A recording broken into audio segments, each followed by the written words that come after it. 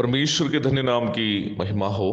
प्रभात मनन के सत्र 1253 में आप सभी का बहुत ही विनम्रता के साथ स्वागत करता हूं।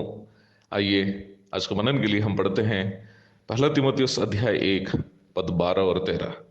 मैं अपने प्रभु मसीह यीशु का, जिसने मुझे सामर्थ दी है, धन्यवाद करता हूं कि उसने मुझे विश्वास योग्य समझकर अपनी सेवा के लिए ठहराया।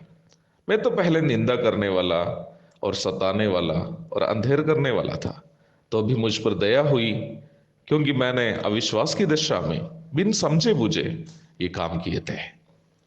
आपको याद होगा जो मलयालम कहावत मैंने कल आपसे कहा था, चोर के हाथ में चाबी। परदेश जाने वाला मालिक घर का चाबी चोर के ही हाथों में थमा दिया। यार, इस क्षेत्र में दूसरा कोई तो चोरी करने वाला नहीं है, केवल तुम ही हो। यदि तुम ही घर संभालोगे तो दूसरा कौन चुराने आएगा। मेरी समझ से प्रभु की सेवा मैं और आप जैसे मनुष्यों के हाथों में परमेश्वर के द्वारा सौंपा जाने के संबंध में यह कहावत सटीक बैठता है।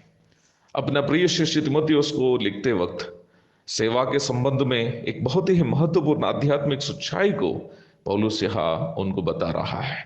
पौलुस यहाँ स्पष्ट कर रहा है कि परमेश्वर उनको अपनी सेवा के लिए उनके योग्यताओं को देखकर नहीं बुलाया था। यद्यपि सांसारिक दृष्टिकोण से पौलुस भले ही योग्य व्यक्ति क्यों न हो, कलीसिया में प्रभु की सेवा करने के लिए वो योग्य था ही नहीं, क्योंकि वो कलीसिया को सताने वाला था। मसीही कलीसिया के इतिहास में पहला शहीद स्तिफनुस नामक नौजवान की हत्या में पौलुस भी शामिल था। वह कलीसिया का नाश देखना चाहता था। प्रेरितों के काम अध्याय 26 पद 10 और 11। परमेश्वर के स्थान में हम अपने आप को रखकर जरा सोच के देखिए ना, क्या हम पौलुस के समान एक व्यक्ति को अपनी सेवा के लिए चुनते? कभी नहीं। मैं यहाँ एक बात बोलकर आगे बढ़ना चाहता हूं। जो परमेश्वर करता है ना, वो उस स्तर में परमेश्वर के अलावा कोई नहीं कर सकता। परमेश्वर का यह स्वभाव उनका असीम अनुग्रह और दया का परिणाम है। परमेश्वर एक ऐसा व्यक्ति को अपना सेवक के रूप में चुन लिया जो परमेश्वर की कलीसिया का सत्यानाश चाह रहा था। विश्वासघात करने वालों को भी विश्वास योग्य समझकर सेवा सौंपने वाला दयानिधि परमेश्वर। परमेश्वर के वचन में यदि देखें तो परमेश्वर का यह स्वभाव हम कई जगह देख सकते हैं। परमेश्वर अपने लिए चुने हुए लगभग सभी लोग अयोग्य थे।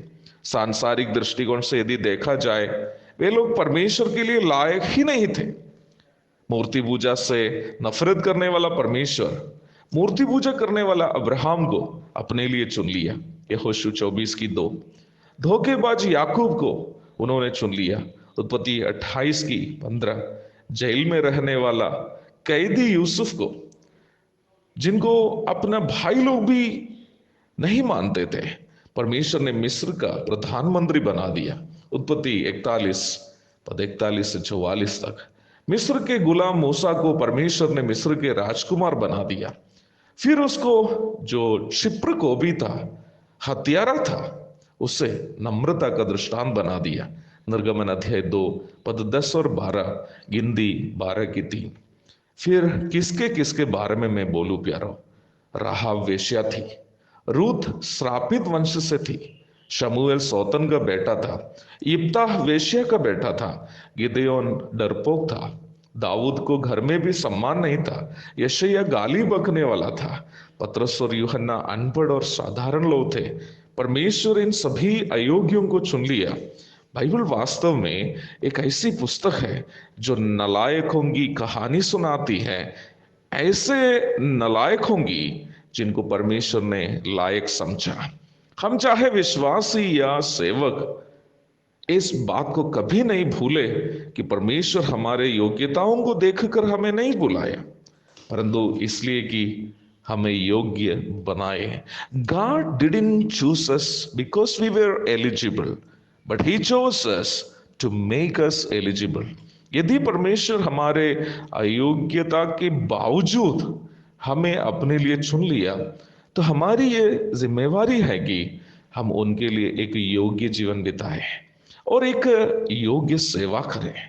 हमें अपने पुराना जीवन की ओर कभी नहीं जाना है। पुराने कपट एवं स्वार्थी तथा लालच भरे स्वभावों को दोबारा नहीं निकालना है। हम तो चोर थे, फिर भी उन्होंने हमें विश्वास योग्य समझकर हमारे हाथों में चाबी थमा दिया। तो हम कैसे उनके भवन में डकैती कर सकते हैं? हम कैसे प्रभु के साथ विश्वासघात कर सकते हैं? हमें अब एक विश्वास योग्यता का जीवन बिताना है। हमें विश्वास योग्यता की सेवा करनी है। उसके लिए आज का मनन आपकी और मेरी मदद करे। प्रभु के नाम धन्य माना जाए। आमीन।